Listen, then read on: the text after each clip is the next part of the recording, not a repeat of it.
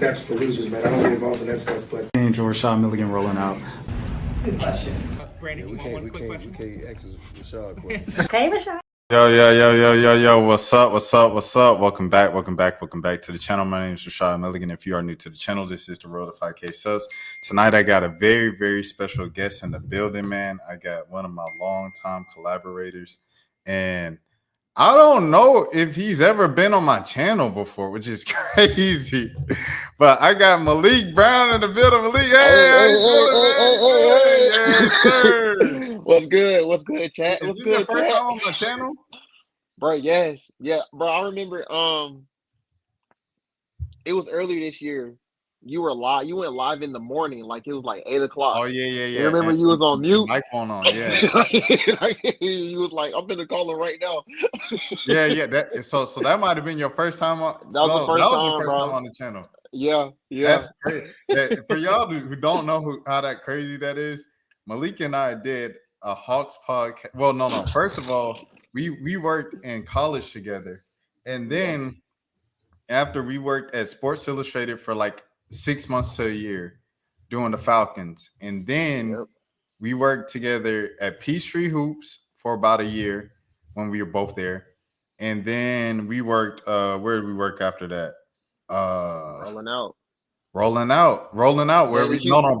before that, we did a Hawks podcast. Oh yeah, Hawks podcast, Birds and Buckets. For how many years we do that? About 2 years? About two. Yeah, we did it. Yeah, we did it for 2 seasons. We did Birds and Buckets for 2 seasons. Yeah. Hold on.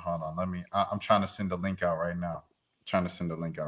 But we did Birds and Buckets for 2 seasons, where we did a Hawks podcast for 2 seasons, and then we worked together at Rolling Out, where we did a sports show every week for like 2 or 3 years.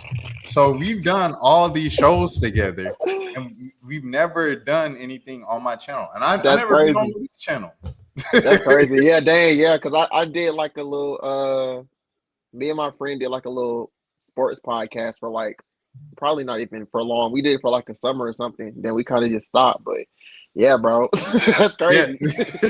Yeah, well, it's probably because we've been I guess do so much on like the regular work side. We just like, all right, bro, like we get fresh people in and stuff. But all right, with that being said, man, I guess Malik, we'll start off with your introduction, so the people know you and everything like that. Who are you? What do you do? And all of those good things.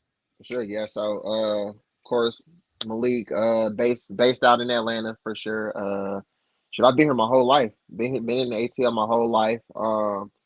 Started sports journalism like 2015. And I mean, Rashad's kind of already said everywhere, like most of the places I've already worked. But like I work for Clutch Points now, like Rolling Out, of course. In some other like small sites like throughout the years and stuff like that. But yeah, that's what I'm doing now, man. Just kind of just sports stuff. I'm the beat reporter for Clutch Points for the Hawks and the Dream. So Dream season starting this week. Preseason started last week. So yeah, we getting revved up for that right now. But yeah, that's what I'm doing right now, man. 100%. And we'll plug Malik's stuff. I'll plug it actually right now because I was gonna plug it like before you left or after the topics, and I was like, no, I'll just plug some stuff right now. So let me pull up some stuff right now so y'all can follow Malik, show him some love, everything like that. Hold on, I got his Twitter now. I need to get his YouTube. Give me a second. And Malik, he was doing YouTube a couple years ago, and then he stopped. Bro, so, I was trying to post maybe the shout out will like motivate him to get back to YouTube. I was trying to post something every day, man, or at least every other day. And then Rolling Out kind of just like swooped in, just took all my time, man. I can't lie.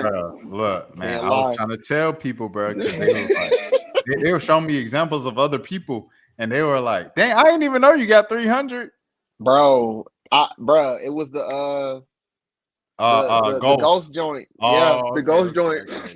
Because I remember you was like, "This the road to 50 subs." And I was like, dang, bro, My boy got 300 I now. got 300 now, bro. Oh, I nice. think I got Nice. Yeah, I got like a YouTube creator update or whatever like last month, and they was like, "Yeah, you got 3 new subscribers." I was like, "Brian, posting 8 months." But I appreciate it. I appreciate it. Yeah, nah, bro. But people would tell me all the time because like I always wanted to do YouTube, and then folks was like, "Why don't you just do it?" And I'm like, "My job, I just be so tired and Yeah. this and that. Like, we don't really have time." And they would send me all the time examples of people being like, "Yeah, I work a job 40 hours a week and this and that." I was like, "You don't understand. It's not the same It's thing." not the same. And now I work a job with 40 hours, and people see that I'm on their head. I'm like, Yeah. bro, the way I'm moving right now is light work to what you was doing. It's different, bro. It's different, bro. The 40 we was working, bro. We weren't even working 40, bro. We was in day we were working 50 or 55, bro. Like we was literally working every single day. 50 minimum, bro. Cause you do a 9 to it was kind of like a no. It was a 10 to 6. 7, It was bro. a 10 to 6. So you do a 10 to 6 and then you do an event at night. And events don't end until 10, 11, sometimes midnight. Don't let it be you going to a rap show and you got to interview a rapper after the show. Because the rapper gonna take his time. The rapper gonna be late to the show. Yeah. And then they don't want to do it before the show. A whole nother hour to talk to people, hug people, smoke. And now he like now he don't want to do the interview. Oh my, you don't even want to do the interview. They don't want to do the interview because they done smoked and talked to everybody. And then it's just a lot. But yes, y'all make sure to follow Malik. I'm gonna put this up at the end of the segments as well for people that you see. He got the Big X to plug and Rosama interview. You know, you got the producer who made Snooze, Detavio Samuels, Revolt CEO Gail Bean, AJ Terrell, Nick Cannon, some big names up here. Drew, Van and Harris, Clay from Love Is Blind, OJ the Juice Man, and of course Ghost, the famous one with nearly 100,000 views. Jeezy, you guys know Jeezy's in the intro on this side, but Malik was actually with me. We got Chelsea in the building, aka your industry bestie. She put the fire emojis in the chat. Shout out to Chelsea Alexander, man. As always, she just put out that fire freestyle on TikTok about the Met Gala. Y'all make sure y'all check that out. Real hip hop, real rap. Wyclef Jean. Who else we got? Keon Morris Dixon. was my first big interview, man. Morris Chestnut, first big interview. Dang. Roy Woods, OVO Tings, your boy Rob 49. What the hell? Jacqueline Carr, shout out to Jacqueline Carr. Goody Mob in the building. Mr. Khaled Paul, Charlemagne, Fresh and Reckless down here in New Orleans. That's crazy. Symbol. 600 Breezy before the drama. Country Wayne. Samara Joy, multi-Grammy award-winning artist. The perfect hat for the I remember this. Bro, that was crazy, bro. That was a time, bro. That was a time. Gopal, Closer to My Dreams. I actually think this is a fun fact. I don't know if you knew this, Malik, and Chelsea just put in the alien emoji. I don't know if you knew this. I think Gopal, Closer to My Dreams. I don't know if she said this. Guapale. Excuse me, Guapale. Shout out to Wale. Shout out to Guapale for sure. But I don't know if you knew this. This is a fun fact. Guapale's Closer to My Dreams is the first music video ever uploaded to YouTube. Really? Yes. Dang.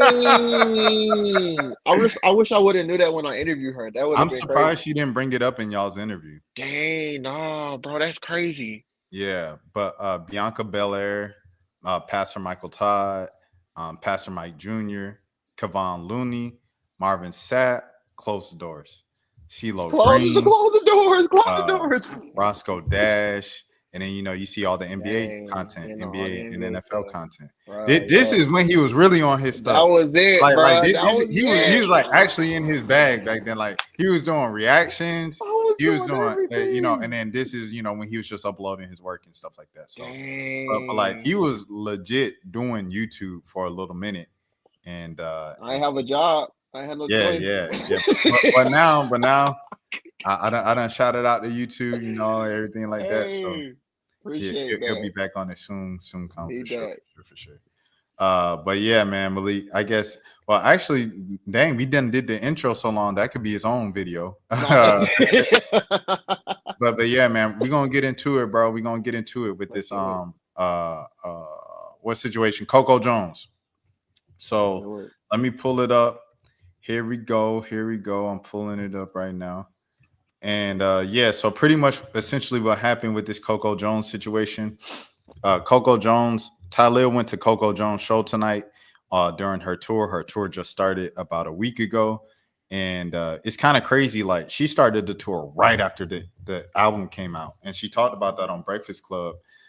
She didn't really even have time for people to sit with it. It was just kind of like she put it out and she went on the road. I don't know what the business kind of idea behind that was, but nonetheless, it is what it is. I've seen the videos out there, and the crowd, they really seem to be loving, especially the singles. So she did the obviously I See You was the first single, but the new single, the Lenny Williams one too. The Lenny Williams, girl, you know, when she covered that, they seemed like the crowd seems like they love that and stuff like that. But regardless, Tylil pulls up to the Coco show. It seems like it's good vibes. You know, I could pull up the other clips and things of that nature. But it was a specific.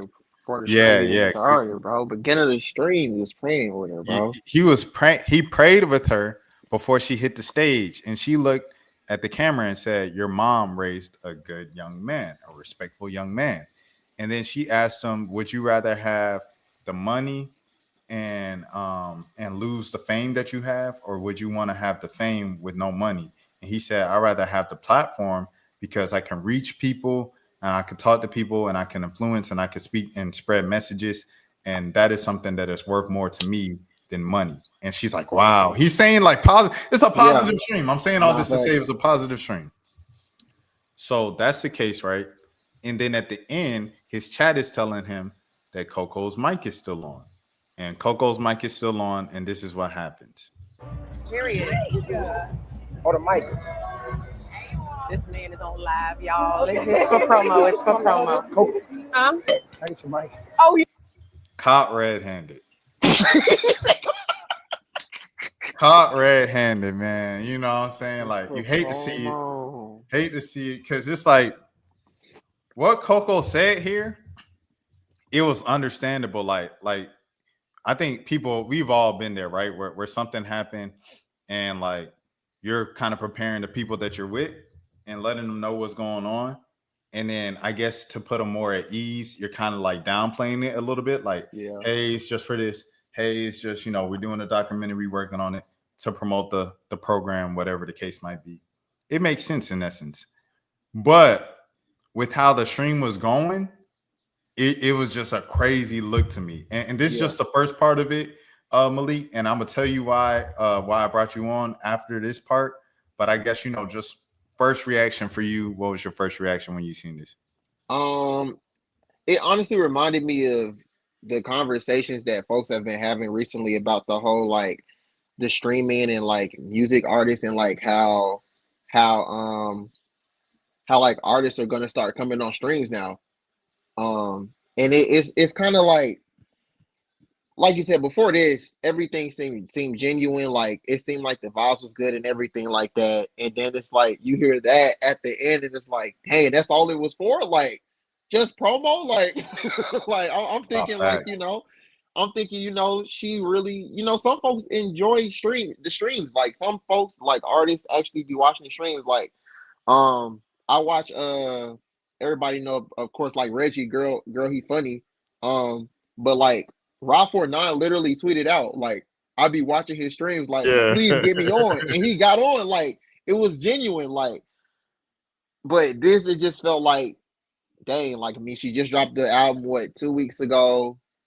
She's on tour, like, yeah, I'm just trying to get some more notoriety. Like, I'm just trying to get these streams up or something like that, like, blah, blah, like, woo, woo, like, it sucks, bro. It sucks. I ain't gonna lie. That's the first thing I thought about. Like, folks have just been talking about how like streaming is gonna be this new like wave of like artists finna come on and start doing their PR from this like on this side like with the streaming. So it sucks to hear that she said it was just for promo, but that's the game, I guess, bro.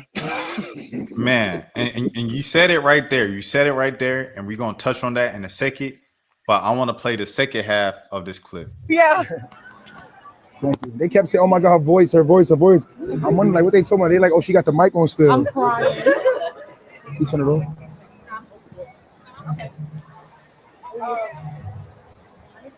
Hold on. Let me pause again.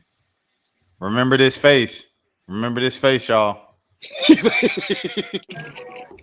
Chat, they said we got to end, so I'm ending, chat. I don't know what's going on. It's just a lot of miscommunication. I don't want to disrespect anybody or disregard the rules.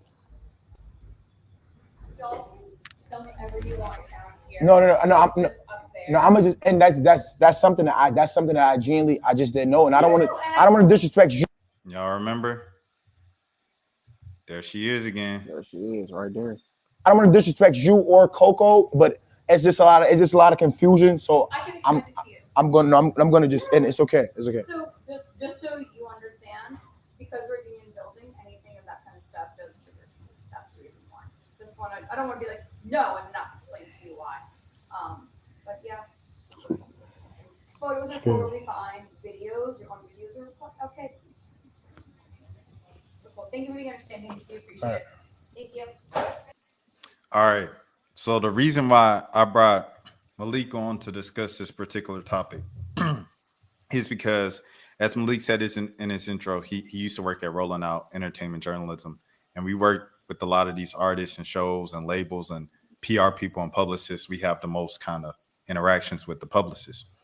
So, and also Malik is just aware of the streaming world, as he said, about past artists and stuff like that. I think this wasn't handled the best way by Coco's team. I think if Coco had her mic still on and she didn't know it was still on a live stream, and she said something that made her look bad with Tylil, and it got caught up by the chat, I think the PR way to kind of fix it is to fix it on stream. True. Like Coco coming back after the stream, maybe telling Tylil he got to chill in the back or whatever because of copyright reasons, or we don't want to spoil the show and live stream the whole show. Just chill back here. Coco wants to talk to you again after about the whole live mic situation. So she comes back after the show. Hey, chat, I'm sorry. I was just trying to calm down the girls, this and that. Do it on stream and have her hug Tylil on stream so everything's good. Because I think a part of this streaming culture is these streamers have such a following that's so strong. Now Coco looks like this. Her comment section for the next week is going to be El Coco, El Coco, El Coco. Sure. Or like, I'm just doing it for promo, El promo, El promo. And that's her comment section for the next week because they didn't clear this up on stream, as opposed to first thing they see something wrong, they say shut it down. Yeah. Go ahead. No, I was saying like it's streaming is like, because I'm pretty sure literally like they clipped this maybe like 2-3 minutes after this all happened. Like, so this is already like this stuff. The thing with streaming is like you can clip stuff instantly. People are instantly like recording, and it's going on Twitter, it's going on Instagram, it's going on all these social platforms. It's quick. So like when you have a situation like that, you have to like, this is real life. It's IRL. Like this isn't YouTube where you're recording and then you can go back and then clip some things out and make sure like this is literally happening real time. Like you have to act like this is real time. So like you said, I think the best thing for her PR team was to like have Coco come in after and say something to the chat, say something to Tylil, like instead of this happening, because now it looks really bad now at this point. Yeah, 100%, because it looks like the PR team, it looks like they panicked. That's the word I'm looking for. It looks like the PR team panicked, and it looks like Coco was, I don't know, it kind of makes her look like she was upset about it, and we don't know. Because more than likely what happened after, she found out the mic was still on and she's like, yikes. she probably went on stage and did the show, and then the PR team was probably backstage talking amongst themselves, and then that's the conclusion they came to once they saw the clips going viral on Twitter and social media and stuff like that. So it's like, I don't know. I think the PR team has to, they have to handle that in a better way. And this goes back to what you said before about just like, this is where artists are going to be going now. They're going to be going on streams. This is new radio station stops and stuff like that. And for me, the way I see it is like, it's kind of like, I want to be cautious in the way I say this, but I feel like business, capitalism, I'll say that first at top before I get to the specifics. Business and capitalism is at the top of the reasons why. But like labels be ruining a lot of stuff, bro. Like, yeah. And you know what's crazy? Even now that the fact that you just said that, it goes back to Coco again, when she was on the Breakfast Club. Yeah. And Charlamagne was like, yo, like your team, like they just sent us the album, I think that's what he said. Like, we didn't even get to listen to it. Like, you need to check it. Like, your team messing, like they messing with you. Like, that's crazy. That's crazy. Like, this is their second straight. 100%, bro. 100%. This is second strike. Chelsea, I don't know if Chelsea's still in the chat, but Chelsea has interviewed Coco at least once. I'm not sure if she interviewed her on a couple of, it feels like she's interviewed her on a couple of occasions, but I know it was at least once at the release party of ICU in Atlanta. She was there in the studio with Coco and talked to her then and stuff. I know I've ran into Coco on a couple of occasions, interviewed her once, and it was all good vibes from her. She's a pretty cool person, extremely humble, because like I said, like I was with a group of people and they wanted us to take a picture. But I guess Coco Jones being near us was the reason why they even wanted to take a picture of us. so we taking the picture or whatever, and Coco is standing next to me. So like, I'm standing on the end because I'm a bit taller. And then so Coco stands next to me because Coco is also taller. And but she's standing on the end of the picture just like this. But the rest of us are not famous. So the photographer's like, Coco, get in the middle. And like the fact that he had to tell her that instead of her assuming it just because she was the only famous person there, I think said a lot about her character and just like kind of who she is as a person. And it seemed like this entire stream, at least the other clips before this occasion, seemed like she was on the same type of time, and like she's just a cool kind of like humble person. And so to see this was like, dang, bro, like I hate to see that it went out like this way. And she didn't even have a chance to defend herself. Like, even if she finishes the show, she sees the people's reaction to this and she gets on her phone and does like a recorded Instagram video. There's no winning. The only way she won was doing this, handling this on stream. It's kind of like the reason why, we're not going to get into it, obviously, but Halle, when she did meet Kai, when she ran into him at the party at the Met Gala, she said, "Oh, you on stream?" He said, "Yeah." And she said, "Okay, bye." And she didn't even, because she probably wanted to talk to Kai about the whole situation. Yeah. But she knew we can't have that conversation on stream. If I was Halle in that situation, I ain't gonna lie, I probably would have just been like, "Let me get your number." Like, especially if you know what you were doing, what I'm saying, filling out paperwork and, going legally and stuff like that. Like, I would have had to talk with Kai one-on-one, in private and stuff like that. But they never had that, The only interactions they had was Halle, saying, "Hey, sorry, I was depressed, postpartum. Thank you, Kai, for the gifts," on Twitter. And that was it. And then he reacted to that tweet on stream, and that was the end of it. It would have been nice for them to have that. But Halle understood what live streaming is, I guess, because, her partner is DDG. But and that's what I was thinking. Yeah. That's what I was thinking. Like, Coco, all of this is like probably new for her. Like, like I think this is was her first studio album. Like, I think this was the first out, because the last one, so like the one with ICU was just an EP.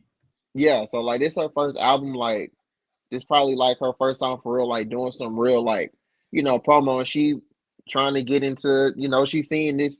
I'm sure her and her PR team see that streaming is like, you know, getting a lot of people views and stuff like that and streams and stuff like that. So they probably tried to go that route. But I mean, like you said, Holly, she knows, like she knows what to do. Like she's around all these streamers all the time. You feel me? Like they all in the same house. So she knows like what to do and like how to do certain stuff. Coco don't have no experience doing this.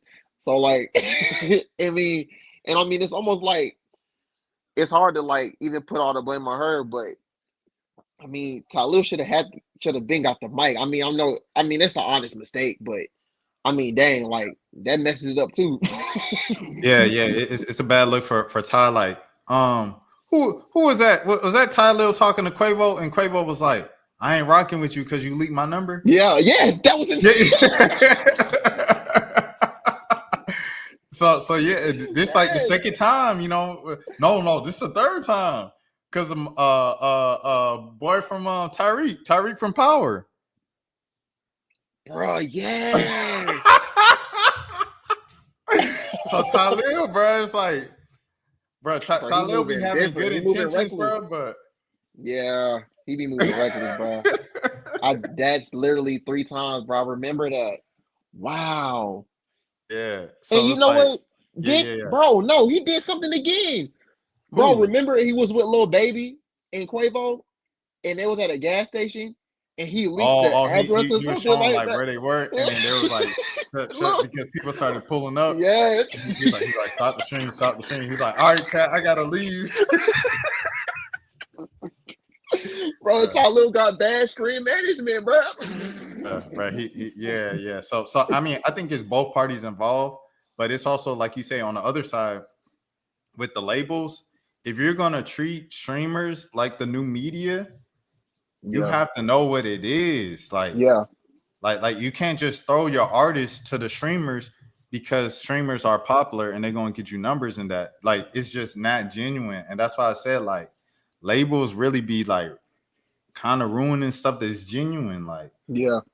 when Kai was bringing on folks at first, or when other people were coming on other people's streams, like Aiden streams and stuff like that. At the beginning of it, Zeus and them, it started off genuine, and then it became a thing of they had a partnership with 300, and they started sending specific artists to labels to them, and that's when it became not genuine anymore. That's when it became business, and it's like I feel like that's all of streaming now. Like it's more times the promo from the label sending the artist, and the artist just going directly to the streamer and being like, "I rock with you. Let's do something."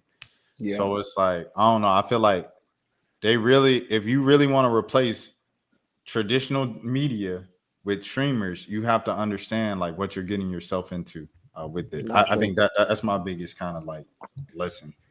No, that's true. You saying that it just reminds me of like when we was at Rolling Out. Yeah. And like, PR people would always hit us. And of course they want to, get their artists or whoever out. Okay, I have a question for you, Malik. I have a question for Yeah. you, Malik. How were the interviews for you like with artists that you wanted to do, and you might have saw at a festival, might have saw at a concert and set up an interview, or versus an artist that a label kind of pushed on you, and you kind of needed to meet your quota, and they usually send you good people, so if you did this artist, they were gonna scratch your back an eye for an eye. What were those interviews like? Kind of the forced interviews versus the ones that you wanted to do. That's exactly what I was about to get into. So like when the PR people like they reach out and they want to get their artists or whoever it is like interviewed, some of the artists they don't even saying like we both had this experience. This Rolling Loud, right? Like come on, bro. Like come on. Like be for real. Like you gotta be for real. Like this is that's not it. Like I would get Rolling Loud. Like I mean that was probably the main thing, but I mean going back to your question, like the people that I actually went out to seek when I seeked out an artist or somebody that I actually wanted to interview, The interview was genuine and dope. Like the first person I can think of is Roscoe. And shoot, Yeah, you helped me get that. I tried to get him like I think I reached out to him one time and I don't think it worked out. But then you saw him at a dream game and yeah. you helped us get connected. And when he came by the office, like it was genuine. Like he was like, "Oh shoot, like this." Like I'm like, "Yeah, like I'm a real fan." Like so it was genuine. We went on for like maybe 30, 40 minutes. Then you get like the other people that send you the artist on Monday and they want you to interview them on Wednesday, Thursday, and I don't really have that much time to listen to the album or whatever because I already have 3, 4 other things I have to do now. I'm not sure if that's a product of rolling out, but that's just my situation that I was in. But So that's everybody too, because you got to think that's Breakfast Club too. Because true, yeah, remember you're right. they was pushing out DDG, and they said, "No, we haven't had the chance to listen to your album yet." True. And DDG was like, "Dang, I just fired up the stream. Y'all gonna kick me out already?" And they said, "Yeah, we got Lizzo. Lizzo's already here in the waiting room, so Yeah. she got to do the next interview." So I mean, yeah, that's kind of like how it is at a lot of places where you're doing interviews back to back to back Interviews, all yeah. day. Yeah, so yeah, I mean, yeah, so like when I'm interviewing those people, like it's just, I mean, some people give you good energy, like some people just genuinely have good energy, bro. Like it don't matter, like we don't even have to talk about the album or whatever. Like we go on about something else. But some people you kind of just know, like that they just here to get the promo, and then like they'll get mad at you if you ain't heard this song or this song. I'm like, hey man, like. I'm like, I'm bro, sorry. I can't listen to every rapper, bro. I'm Like, sorry. I be trying. Like, some folks, I had to like kind of like last second it. Like I'm playing it on my phone. Like you see it when I'm setting up the camera and Bruh, stuff because they yes. on the way 15 minutes away, and I'm playing their song on their phone, like their latest single. I'm like, okay, all right, so I can at least know like how they sound on the record or whatever. Yeah. Like I feel like it's you ask them to freestyle, and they don't want to they don't freestyle. want to freestyle. It said, first of all, I ain't never heard one of your songs before. You mad I ain't never heard one of your songs? I asked Bruh. you to show me how your songs sound, and now you got an attitude. Okay. That's crazy. And it's like as much as we have to do research on them and like they stuff, like are they doing any type of like, okay, who are they come in, they probably don't even know our names sometimes, or they probably just learned Right. our names that day. Like, do you And that know even the we not past even few talking about interviews the I've done? artists. We not even talking about the artists. We talking about the publicists. Here, the publicists. Talking about the people who hound us down for the interview. The person that they got up in Tylil right here and said, you got to go. You can't. You got to end stream. This lady right here, the same lady right here, she might not even have fully known what streaming and Yeah. Tylil and every. She just knew Tylil was She one of looks the. concerned. It probably got a label list of the top people to go to. Kai Cenat, Aiden Ross, Tylil, Rakai, and Low Rodney's son. They probably Pipe Boy Max. They probably got a list of 6 streamers that you can go on and you could talk to as an artist to promote whatever's going on.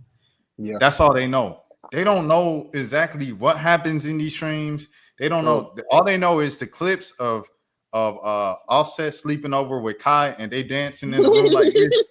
That's all they know. And it's like that's not what this is, so much more. bro. Like it's real. You got to fill in time for like a whole hour or two. Tylil with them New York artists, all that is genuine because he's been a figure around that area for a long time. So with Ice Spice and Cash Cobain and stuff like that, it flows naturally. Even Ice Spice, who doesn't even talk that much, it flows naturally just because they've been around Tylil for a while. So they already know. This one that's like an outside label, throw you a bag to book and come here and do this. Them folks don't really, you know what I'm saying? They don't know. They just know Tylil's lit. And Tylil's taking it because they probably A, offered a bag, B, he knows Coco's lit, or 3, they offered him a bag and Coco's lit. Facts. So yeah. Man, yeah. That just brings back memories of just like like the PR and artists and stuff like that. Like I don't know. I just feel like sometimes it's just one-sided a lot sometimes. Like I just feel like it needs to be, and I'm not saying that every publicist is like that. Like I've had some very good publicists. Like Yeah, You for know, sure. like they know your name, like they say, yeah, like I've seen some of your work, and like, you know, they reach out to you even after and see, you know, check on how you doing and stuff like that. Like, Yeah, it's so definitely a lot of good publicists that check on me. Like you said, like since I left Rolling Out, they still check in on yeah. me. But yeah, nah, I don't I mean I don't know if this would have been the best stream for like Tylil. Of course, he does. Like Tylil always have like you was just telling me like a couple days ago. Like Tylil always have like the best streams because he be having like some fire people. But like I don't know. I guess I feel like she probably would have did good with maybe Kai because I mean it's what like the allegation that Kai be getting like, but he's a people's person. Like it don't really matter if he know his music or not. Like he gonna have the stream lit regardless of if he know your music or not. But somebody like Max probably would have been good with her. Like he could have did it in the booth for her or something like that. Whenever I think he, she's definitely more of a come to their stream. yeah, right, yeah, Like yeah, not at IRL, because if you IRL and you're not always bouncy and jumpy and stuff like that, yeah, that's not your speed. And I know yeah, Coco is extremely energetic. Remember the joint where she did when she was at Wild 'N Out and she rapped the whole "Look at Me Now" with yeah, Chico Bean, and then yeah, obviously people were kind of like almost kind of making fun of her for jumping around the stage when she was singing one of her songs. yeah, She has the energy for sure, but it's like overall just R&B people sit down, come to somebody's stream and everything yeah, like that. And if you're on tour, don't force coming on someone's stream. right, facts, facts, If that's not the fit, that's not the fit. So like yeah, you said, this goes back to the labels knowing the people you're going to. yeah, Okay, Tylil likes to dance. Tylil makes TikToks. mm-hmm, That's why Tylil and Zoe Spencer and Tylil and Zeddy Will get along so well. yeah, They dance, they make TikToks, they got high energy. Reggie, he gonna freestyle and he gonna smoke and he gonna make jokes.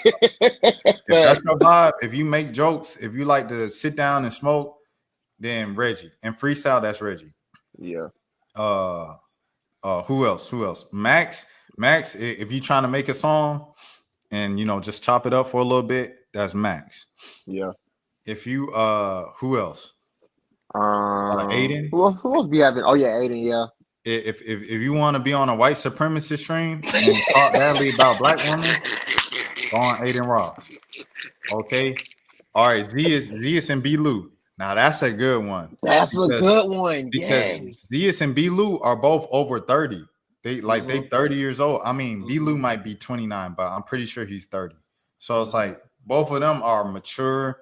Of yeah, course they can jump around and bounce around, but they're older, so they can be and mellow and chilling. they sit Yeah, down right. and they match your vibe. Yeah. You know what I'm saying? So I feel like that would have been a good one. Because they doing the Snoop one right now, ain't they? Yeah, Ain't they're they doing with the Snoop Snoop? Dogg one. It just Yeah, started right now. So I mean that's just what it is, because there's some of the older streamers and stuff like that. And then in terms of women, not that many women are on the music side except for Zoe. But Zoe, her energy is just too high for you Coco. too are. So, Yeah, yeah, you just got to know the fit. Like if you're gonna throw your artists at streamers, you got to know which streamer is who. You know what I'm saying? Because you'll mess around, have like 4 bats on the stream with Ray. All right. This is the last little streamer thing, and then I'll let Malik go because it is 12:30 on the East Coast. All right, so this is Tae2Smooth. Tae2Smooth, man. For those of y'all who don't know, he is a part of 5 Star, which is Black Boy Max's collective that he had before he joined FaZe, and it's still his collective, 5 Star. And what Tae2Smooth did, what he was just recently exposed of, having a burner account. On this burner account, he's been talking about Tay himself in third person on it the whole time. Single got Tay moving different. Laughing emoji, fire emoji. and now, so now he said with Lacey taking a break, only one man can fill that role, and he both with the edit of himself. And then he posted another. He said he hit that for real. Wait, so this is I'm not confirmed gonna lie, that this is this his my burner. first time seeing the whole page. So I'm like reacting. Like I ain't see. I saw the top one, the pin one, but the rest of them I haven't seen. Go ahead, Malik. This is confirmed. This is his burner. Like He this is confirmed confirmed. it himself. He confirmed it himself. Like he confirmed. He said, "Yeah, this is my page." So yeah, this deserves RMPs. She tricking with the laughing emoji. no. If Tay moves to LA with Max and gets the setup, he'll definitely be in the same convos as Marlon and you. Not gonna lie, he need to fly Tay out. His presence just makes the streams 10 times funnier. He said, Max just... Yo, Bro, this man out of pocket, bro. bruh, not gonna lie, we need these. We people in need the Love this. Island house. Tay cashing out over her. He said, "We need this." 3 exclamation points. I need that. I need that. He said, "Hopefully, this is the lineup for Love Island. It would be too funny." So he's got 5 streamers in it himself. Bro. How old is he? Tay's gotta be. If Max is probably like what, like 23, 24? Yeah. I would assume so. Tay's Yo, got to this probably is be like 20, 21, hilarious. 22 at the most, probably. I'm trying to see his replies, see like what he's replied. Wayne or Wait, what? Gauze. Why can't it be Tay? They don't even stream the word. You ain't gonna give it to someone who's actually grinding? Tay way funnier than Marlon. I don't care. And Marlon pointed out that one. I saw that one because Marlon quote tweeted it. I don't know if I have it up here. I don't. But anyways, so Tay kicked. He cut him off. Max cut off Tay, and this was the conversation they had on stream. You could expose me. I didn't say I could expose you. I said I would never say anything crazy because you were talking about how I know this and I know that. But I would never say anything crazy about it. Nigga, I'm just saying, nigga, I would never say anything crazy. I didn't say I knew anything crazy. Like, expose me. Like, there's nothing to say. I literally just said, nigga, there's nothing to say. You're the one that's saying he knows this and that about me, nigga. no, I didn't say I was I'm saying, nigga, when I say that, I mean, you know, I've let you into my personal life where there's no cameras. So that's what I'm saying. I would never expose your personal life. So why are you trying to make it a thing? Like, why are you trying to flip it like I'm trying to expose you? For those of y'all who don't know, Tay's personality as a streamer is like he's kind of made the crash out, quote unquote, his brand. So like the first time I remember Tay for real, he had a thing with Connie Rosie where he was like yelling at Connie. He was like, Connie, and like I was like, why is he yelling at a woman like this? That's kind of crazy. Like Connie's like a petite like woman. He's like, you know, bigger girl. He's Connie, I'm choking. It's kind of crazy. But anyways, that's Tay's personality. So this is on brand for him. There's nothing I just said, nigga. You're the one that said that brother, streaming not a business. You feel me? But you know what goes around comes around. You feel me? What goes around comes around. What goes around comes around. You feel me? That business is gonna catch up to him. What? And niggas is gonna see niggas for who they really are. You feel me? What? What are you talking about? Never like expose what He talking about Max. So he said, I ain't never said that. And Max said, hold on, let me pull this clip up real quick. Look. He in the same clothes, same haircut. That's what I'm thinking. Like, did he just like, bro? He okay, just did all it on stream, bro. And he said, you ain't say that? Okay, let me pull up the clip. his real, like, you feel me? His real shit. Like, I would never expose this nigga's real shit. Bro, you just said. Hey,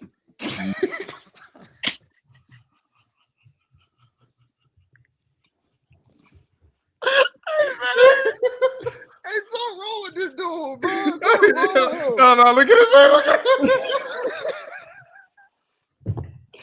Bro, something wrong with him, bro. Yo. Oh my goodness. You just said all of that. Okay, nigga? You just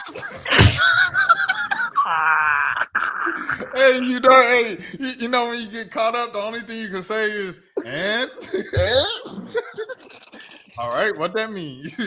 My feelings supposed to be hurt? Bro, this man out of pocket. Just ask me what I mean by that, though. No, yeah. So I'm asking. Like, So you're just gonna believe a clip, but can you go back to the beginning of my stream when I said?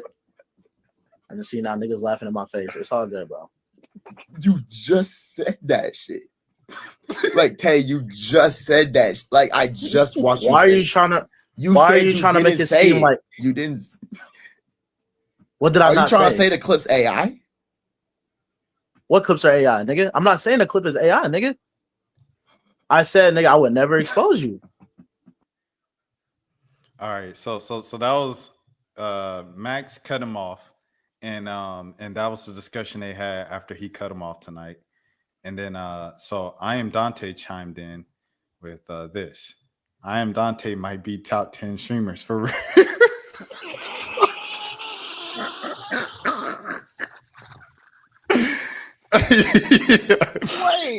Wait, is this his real page? This is his real account. This is a real account. Hold on. No. This is another account. That's Actually, another burner? This is not an alt account, by the way. I'm just a hardcore I Am Dante fan. Oh, hey, he got me. I ain't gonna lie, he got me when I saw that. I was like, that's funny. All right, cool. But hey, Wait, so this is another burner? Or this a fan account? No, it might be a fan account, but I laughed because I thought it was Dante for real. That is hilarious, bro. And then so then he said something else as well.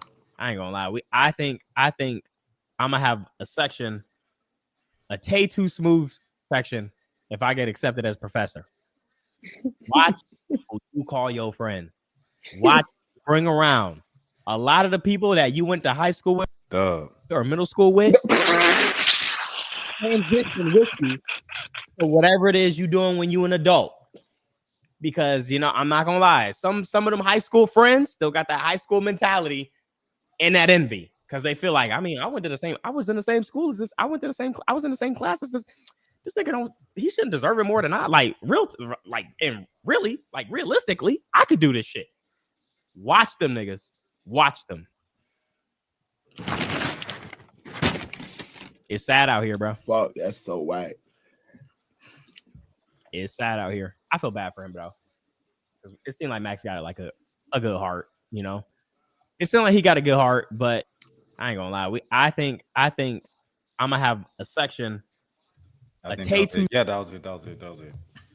So yeah, man. Any thoughts said? Did you? Oh wait, hold on. We got somebody else in the chat right now.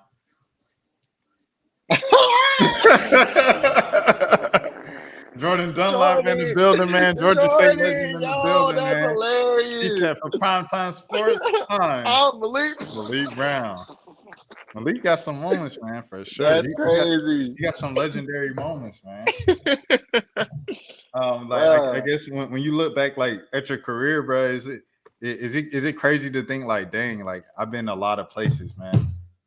Bro, yes, bro. Literally, and I mean, I can say that especially for the last 2-3 years, bro. Like rolling out put me in a whole different area of my life that I have never thought I'd be, bro. Like, so I mean, some places rooms I've been in, bro, I never thought I'd be in. Like seeing people, like I saw the president, bro. Like I never thought in my life I'd see the president, but I literally saw the president, bro. Like that's crazy to me. Like, yeah, I mean, journalism puts you in a whole bunch of different places, bro. Like in front of people that you probably didn't even think you'd be in front of, bro. Like it's crazy. Like looking back, if you would have told me this in 2015 where I'd be, bro, I'd probably be like, yeah, I don't believe you. I don't believe you, bro. I was about to take a job in Alabama and went to Alabama, bro. I was literally about to take a job there, and I was like, nah, I think I'm gonna stay here and just grind it out. And then ever since then, bro, like it's crazy. Crazy, bro. Bro, bet on yourself, bro. That's what I did. That's crazy. It was funny. I did a reaction to Trump the other day and talking to the ABC News reporter, and I was just like, I don't know why the reporter didn't stand on business. Mm-hmm. Hold on, I'm gonna share the screen real quick. I was like, I don't know why the reporter didn't stand on business. I'm like, I feel like that's like kind of a problem in media right now because he corrected the reporter. No, the reporter corrected Trump. And hold on, let me see if I can pull this up. Where is it? All right, there it is. I think if you were in the reporter seat, you will understand that he's the most powerful man in the world. And he just told you to check yourself and that it would have been very real consequences for you and your family. It's very easy to talk tough when you have no chance of ever sitting there. And I was like, that's very ironic you say that. And I was like, I'm going to let him have it. I didn't even bring up that part of it. But like you said, like to be not only in the rooms with the president, but to be at the White House multiple times and like it becomes normal for you to see the president. And I met these folks. I shook folks' hands and took pictures with them. Like it's like people wouldn't. I don't know. People wouldn't know, bro. But At all, bro. It just is what it is. Like I don't know. It feels like when I seen that for Primetime Sports, I'm Malik Brown. I'm like that probably felt like lifetimes ago for you, huh? Bro, it do, bro. Like I feel like I've lived like 2-3 different lives since then, bro. Like that's just crazy. It's crazy because I mean, shoot. Going back to that moment, bro, I thought I was gonna be like on air, like broadcasting, like on Channel 2 or like Fox or something like that, bro. Yeah. That's one thing I have not done, like at all. I have not been like like if I am, then I'm kind of like in somebody else's shot or something like that, or like I'm doing like 2 weeks ago I did something for 11 Alive. They brought me on to talk about the Hawks. But I was on Zoom or whatever. Like I'm on somebody else's. Like I'm a guest or something. The goal was like to be on air, like on camera, and I haven't done like that. So yeah, I was about to say I would have told 11 Alive. I was like, I could drive down there real quick. Just let me drive down there real quick. It ain't nothing but a quick drive. Because that screenshot probably would have meant a lot to you. You know what I mean? Facts, bro. Facts. Because I see, shout out to Caleb. On Caleb be, bro. Yeah, Caleb be on there every week, boy. He be on that thing he on the show. And Caleb don't even miss us. For those of y'all know, we talking about Caleb Johnson. Caleb Johnson's on 92.90 Game, which is the sports radio station in Atlanta. But he's on now the sports show on 11 Alive every week and stuff like that. So usually when it's like someone who comes in from radio or the newspaper, they usually come in use a little more casual, like on set with polo shirts, and they dress how radio and newspaper people dress.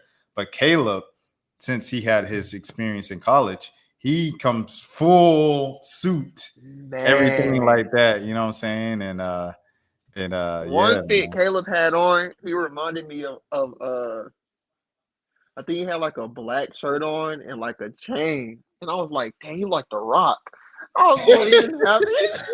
What did he have? But The Rock had a turtleneck on, but I was like, bro, he looked just like The Rock with the chain on and the black shirt. I was like, hey man, I respect it. Caleb be stepping, bro. Caleb be stepping. Thanks. As he should. As you should. You don't miss. You don't miss, man. Like one time I sent him his fit. He said, why'd you crop out a random picture of me? And I was like, bro, you got it on, bro. Like he had on some J's. It was a nice fit. It was a nice little button-down shirt. Yeah. All the way. It was just a nice fit, bro. I was like, you got it on. He said, LOL, appreciate that. Jordan Dunlap said, tell him I point at the camera anytime. I point at the camera anytime. And then he said, good to see you, Malik. Good to see you. Good to see you too, Jordan. Yeah, thanks for coming on, man. Jordan in the chat. W Jordan. Y'all make sure y'all subscribe to him. J Dunlap TV, man. J Dunlap TV. Man, shout out to Primetime, man. Primetime really like sure. Primetime, shoot, shout out David. Like David really got me started with everything, bro. Like Shout out. I'll never forget. I gotta shout out the OGs.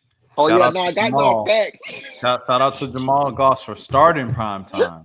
You know, and then shout out to David for taking it to the next level. Shout out to Joey Redmond as well for all he did. And shout out to the first anchors of prime time, Homer De La Fuente and Marcus Green. And then shout out to Jared Oliver, of course, who's kind of like the number one reporter. And then shout out to myself. Shout out Nathan, Caleb is again, you know, Malik, Guan Bay, shout out Guan. Jasmine Presley, man, who else? Who I'm trying to think of. What's his name? Was he from Louisiana? You talking about Justin DeWitt? Justin. Shout out Justin. Shout out to Toby. He was prime time. Shout out to Cecil Hannibal. He was prime time. He's out there in Sacramento now. Shout out to who else? Our girl Jada. You know Coggins. Jada Coggins. Shout out to Jada Coggins, man. Hey, who else was on? Who else came in with? Those are kind of like the primary people, I think. Yeah. If we missed you, we don't hate you. We just shout out to behind the scenes, Kayla. Kayla. Shout out to Kayla Claxton. She's working with Paramount now. Shout out to who else I want to shout out? I want to shout out Amber. Shout out to Amber, another reporter. Yeah. You said Jasmine, didn't you? I think that's it. I think I got all the at least main people when I was there. Yeah. I think Wendy did something with Primetime maybe, but she Wendy was more. Did do some stuff. Yeah, she did. Yeah, shout out to Wendy as well. Jordan, have you ever done anything on Primetime? If you in the chat, He probably did. I know he was mostly GSTV, but if you ever done anything for Primetime, salute to you as well, man. Shout out to LD Ladarius. Shout out to dang, who am I trying to? LD's like the girl version of him. She works in like was it Brianna? Brianna Albizu. Yeah. Man, it's a lot of people. It's a lot of people which we was with, man. There's a lot of people in that because room. now that opened up a whole nother can of worms, but I'm not even gonna go there. You guys get the point. I went to college for media, believe it or not. Like a lot of people on, you know what I'm saying? There's people on here. There's people on here that just know me from YouTube, and like they be talking crazy in the comments sometimes. I'm like, I went to school for this. Jordan said he filmed something for David. So shout out to Jordan Dunlap. And he was in the Larry League documentary. If you guys ever wondered that, not that, you know, a lot of y'all might not even know what the Larry League documentary was, but that's like one of my more popular videos. And Jordan's in it talking about Larry League, and people were commenting on it and stuff like that. I'll share the screen. Crazy. The Larry League joint. Where is it? It's one of my popular videos still. To this day, 15,000 views 9 years ago. Hey, wow. So shout out to Jordan Dunlap. The culture of trap music is strong. Rest in peace, Bankroll Fresh. Where we at? This is when they was performing. David. Look at David. Hold on. You're with the group already. Publicly. That's crazy. Well, hop to it.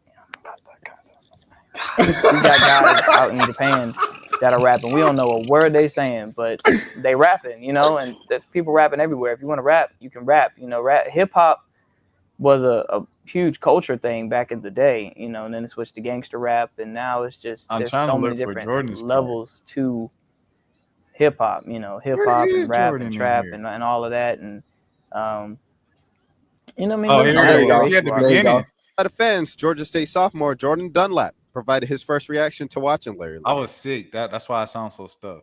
I mean, I'm not gonna lie. Seeing white boy do that, it do look a little strange because you're just not expecting for that to happen. I think it might be more racist for me to say that they can't do this because they're white than it would be to He said I had no beard back then. That's crazy. say that they're trying to be black or whatever. As far as like ability to rap, ability to make music, these guys obviously have talent. You know, I guess I just wish that they promoted a more positive message. Trap music is trap music. Shout out to Jordan Dunlap for sure. I just checked my email just to make sure that I ain't get my my letter from Castanet Streamer University. Because if I get that on stream, I gotta have a reaction on stream like, oh, appreciate it, Kai, or like, hey, thank you, Kai. But you know what? I ain't gonna lie. I would have probably had a better chance applying as a professor. Dang, yeah, true. If I applied as a professor of like journalism, how to interview and stuff like that, because most streamers, if they want to bring on guests, they're gonna have to have interview skills. Yeah, no, that's true. Yeah. Because The I mean, thing is, that's what your clip was mostly about. Too, Yeah, asking about interviews and stuff. Yeah. Excuse me. I want to collab. Like I ain't gonna lie. Like I wanted to get in there for the peer connections. Like that's what I wanted to get in there. Is he still doing the streams where he's looking at the applicants, or was that just one day? He didn't stream last night just to purely go with his team to look through the applications. Oh, okay. And then today he said today we're sending out the first kind of wave of people and stuff like that. So yeah. True. Yeah, man, that's what's going on. But Malik, if you want to hang along for the next 20 minutes or so, you're welcome to. If you want to get off because it's 1 a.m. and go to sleep, you're more than welcome to. I'm about to bounce, bro. But appreciate you, bro. Yes, sir. Hold on. Let me put your thing on the screen again before you get out of here, so people can find you on social media, everything. Make sure. Malik's returning to YouTube. I broke the news. You heard it. He's returning to YouTube. After 8 months hiatus, Malik is returning to YouTube. Yes, sir. So y'all make sure y'all subscribe to Malik. I need to do the Munson thing. He will also be going live every night. Hey man, shout out Munson, man. Shout out Munson Steve, bro. Munson Steve changed my life. Can't lie. Oh my god. And you see the Twitter here. At the ESPYs. Come on now. ESPYs, man. Dang. The ESPYs is crazy. Bro, that was lit, man. That was lit. That was like your first time really like that was my first time in LA for real. Yeah. Because you was in LA before, but you didn't get to enjoy it. Terrible. So yeah, terrible. Man. Shout out to Malik, man. Dream season starting up. I know a lot of y'all be asking me about the Dream. I have an expectation with the Dream on here just because I'm from Atlanta. So like I have a couple subscribers that be on my head about Dream content. But you know, he is a beat writer that you want to follow on Twitter during the season. So y'all make sure y'all do that. Show Malik some love. Malik, any last words for the people? Hey man, thank y'all for tuning in. Bro, shout out to you. I know at the beginning you said that we worked at all these places, bro, but I mean, you helped me get in most of them, so I gotta give props to you. It's all good, bro. It's all good, bro. I appreciate it, bro. That's the way it's supposed to be, bro. That's the way it's supposed to be. I feel it, bro. So I appreciate you. Thank you for having me on your platform, bro. This is dope. I've been following for a long time, bro. So always support, bro. And make sure y'all keep supporting too. And appreciate you for letting me come on again, bro. I appreciate it. W Malik in the chat. Yes, sir. Hey, bro, we gotta get back on birds, bro. I put him on blast. He put me on blast. He said, now that I got you here. Hey, all right, okay. I'll say it right here, man. I don't know when, because it's like, what we gonna do? We might as well, I guess, do some pre-draft evaluations, man. Yeah, Birds in the buckets will be back. I'm announcing it here. I guess we could really just do it on the channel for real. Yeah, true. Yeah, true. Atlanta Sports Network got shut down, so I guess we'll bring Birds in the Bucket season 3. I guess it will be season 3 over here to my page and stuff like that. Jordan's spamming the W's, man. All right, Malik, I'm gonna let you get to sleep, bro. It's 1 a.m., bro. For sure. Appreciate you, man. Yes, Appreciate sir. y'all. Yes, sir. Peace out. All right, Malik Brown, thank you so much for joining me tonight. But we ain't done. You thought we was finished? Come on, man. What are you doing?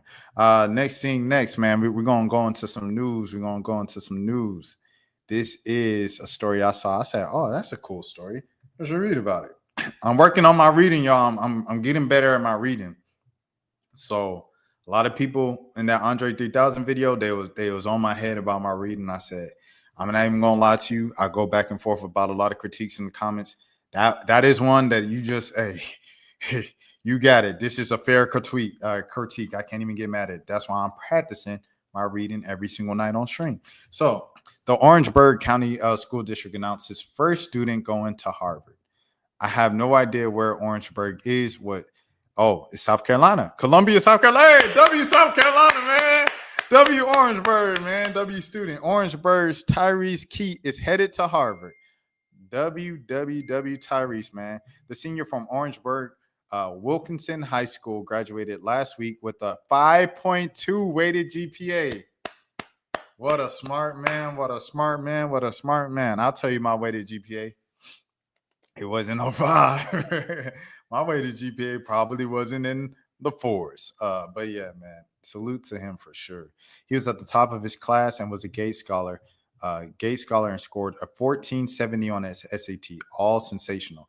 Keat was one of just 2 students who were recognized by Big Future for his exceptional performance on the PSAT. He was awarded the National African American Recognition and Rural Recognition for his score. Watch Fox invited him to talk to his accomplishments and his message to other Orangeburg students. Let me see if I can see. Is it on here?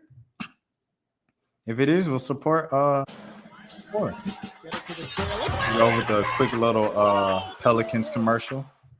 With graduation season upon us, we wanted to highlight some students who are excelling in and outside of the You better do a news anchor as well, man. You love to see it, man. Excellence all around. If you know, you know. classroom. One student from Orangeburg County Schools is headed to a premier Ivy League university. Yeah, and he decided to stop by right here at the Watch Fox Studios to talk all about it. Joining us now is Tyrese Kid. Tyrese, hey, buddy, how you doing? I'm doing good. Nice to meet you. Nice to meet you, too. All right, so tell us a little bit about yourself, Tyrese.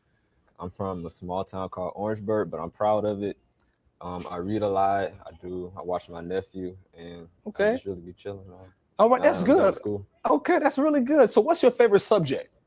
My favorite subject is math, to get specific geometry. Ah, that's really good. Okay, math, geometry, all right. So you are a Gates Scholar. Okay, for those who don't know, what does that mean? What is a Gates Scholar? So the Gates Scholarship is a last dollar scholarship, so it will cover anything. And I want to say this right now. Look at his hair. I want to say that right now. Look at his hair. And he's got earrings in. He's got earrings in. Look at his hair. When it comes to respectability, politics, and presentation, this and that, and this, it's all, I feel like, a wash, bro. To be honest, it's all about what's up here and how you perform when it's time to perform. It's not about, oh, he doesn't look professional. Oh, it looks a little sloppy. Oh, it could look a little more neat. I seen a clip of somebody talking to someone. They said, do you think I should cut my dreads off? They said, when you cut your dreads off, I'm not going to lie, it's a more neat look.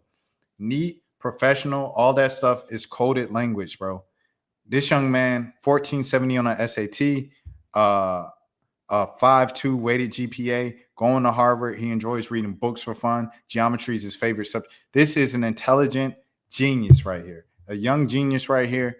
And he's got the, you know what I'm saying? He's got the dreads, dread head, and diamonds in his ear, bro. Respectability to politics is all a myth. You know what I'm saying? I want you guys to understand this stuff, man. It's not about how you present yourself. It's not about how you look to the young world. It's a lot of people, you know, you'll see people with this, right? And they'll say like, the YN's going to Harvard now.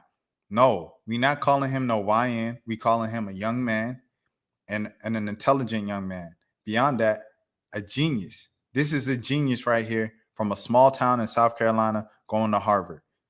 5.2 weighted GPA, top of his class, 1470 on the SAT. He needs to be addressed and respected as such. The school, after the school offers you money and the parent contribution, it will cover any other costs. Oh, wow, man. What was the process like for you to apply for college? It was strenuous. A lot of long nights, but it was worth it. it was worth it. If I needed help, I can go to my teachers at the school and get support from people. Speaking of school and your teachers, your SAT or ACT, what did you get?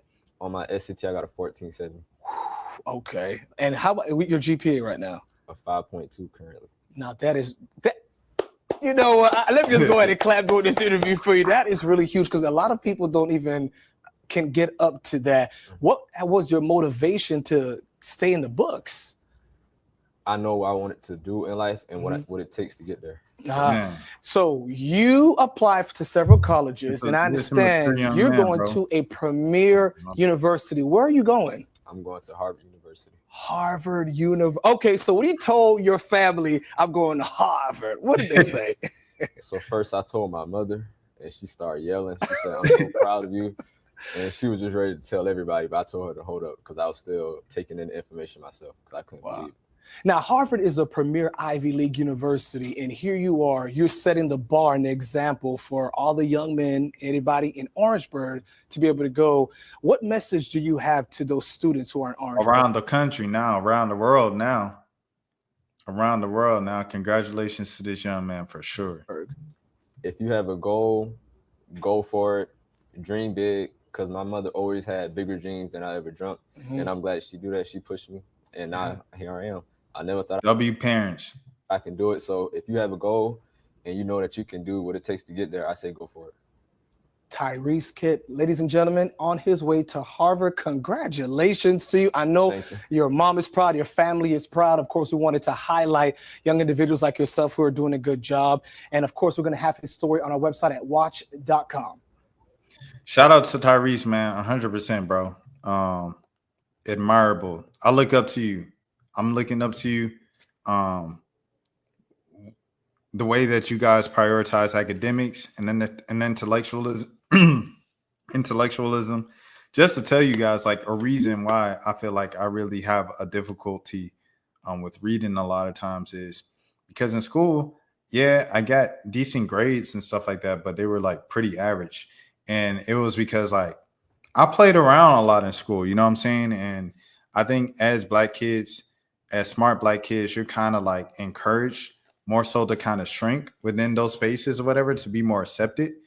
And I kind of fell victim to that as so many other black kids. And so to see him not shrink, not, you know, kind of dim his life for anybody and to keep going and keep his foot on the gas all the way to Harvard and a 5.2 weighted GPA and a 1470 SAT score, it's a beautiful thing to see. Best of luck to Tyrese in the future. And this is only the beginning, young man. You got young kids all over the world looking up to you. So congratulations once again. All right, cool. So now that we did the kind of more, I guess, positive news, I am going to get into some of the stuff that's like, all right, what's going on? So I'm giving you a little, warning here. This is Whim Whammie. You guys obviously know the song. I talked about it a couple weeks ago on stream and stuff like that. This is a song where they talk about the put some Lulu on his Lululemon. And then the other girl got the verse and she like, I'm talking in it. You know, so both of them have viral lines in the song. It's a pretty popular song. But apparently Lotto wanted to get on the remix and one of the artists was upset because like either they sent the song, I guess Pluto sent the song to Lotto with just Pluto's verse on it and not the what's her name? YK Nisi. Her verse wasn't on it. So it was like a whole thing. And so it became a thing where someone went on live and talked about it. So yeah. Let me see.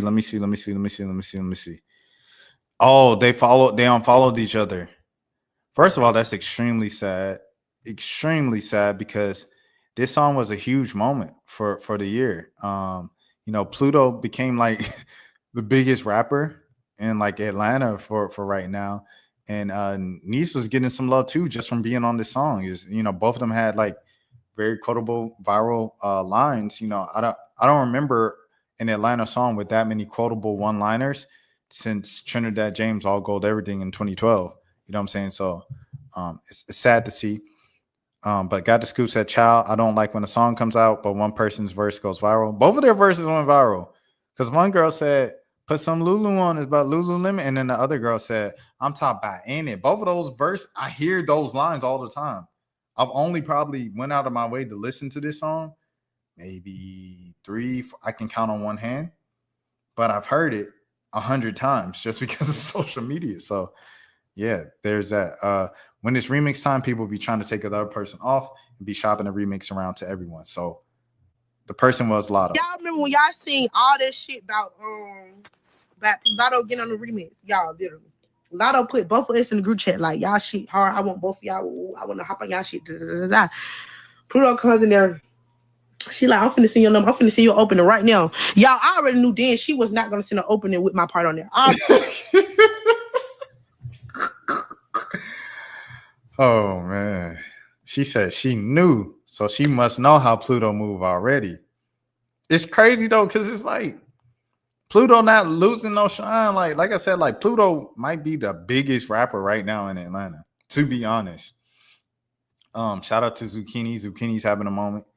But like out of the new rappers and stuff like that, she might be the biggest, like bigger than 1300 Saint, bigger than well, Osama Sun, they already kind of been out for about a year now. But bigger than that other guy, that 9 Vicious guy and all that, like the ones that Thug is trying to push really. Like Pluto probably bigger than them right now, to be honest, because she got the most viral record in Atlanta. I already knew that. If you know what I'm saying, I just wanted to see like, was she really gonna send the opening without my part? Boom. So Lotto did it when I text Lotto, me and Lotto texting and shit. Lotto, she didn't send it. She didn't send the one with me. She was like, I want the one with both y'all on there, but she didn't send that one. So I already knew then, like, that was weird shit. I didn't even say nothing to her about that. I didn't argue with her about that. I just already knew, like, that's how you want to do it. That's how you move. That's what it is. Like, I ain't gonna, hey, you feel what I'm saying? Like, that's just what it was. Like, it's always been that. Like, it's like, no, YK this, YK don't give a fuck. On my mama, YK do not care. Like, YK literally be minding her business. Baby, don't be like, motherfucker just be on some more shit. Boom, y'all. I'm finna sit here. Let me go back to the pull your start up. When I told y'all I text the girl. Literally. Because the whole be lying. This time how Shanice is, oh, Shanice do this, Shanice act like this. What? Oh, she's getting into it, wasn't it? But I mean, what she was saying was it seemed like, I mean, like they say, it's always 3 sides of the story. One side, the other side, and the truth. I mean, from what she's saying, it's something that I've seen kind of before in the industry. Definitely don't think it's, you know what I'm saying? Because Pluto probably looking at it like, okay, it's my song. The part everybody sing is Lululemon. And today is a new day. I'm up so late. I always stream this late. Because I'm in Central Time Zone. And then I always stream after the games.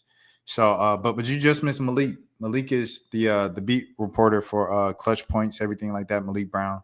I had him on here. We didn't talk about the Dream, but you know, I just had him up here in general, and I was shouting him out. And I was like, I know I have a couple Dream fan subscribers, so y'all make sure y'all follow him on Twitter. I'll pull up his Twitter again, so you know to support Malik. Here's Malik right here. Hold on now. But yeah, here's Malik's Twitter, and here's his YouTube channel. But yeah, Malik is gonna have like Dream stuff all season. Obviously, I'm gonna be trying to do some Dream stuff. I'll be back in town for like kind of most of the beginning of the season, like the first month, the end of May, and the beginning of June, like kind of first 3 weeks of June or so.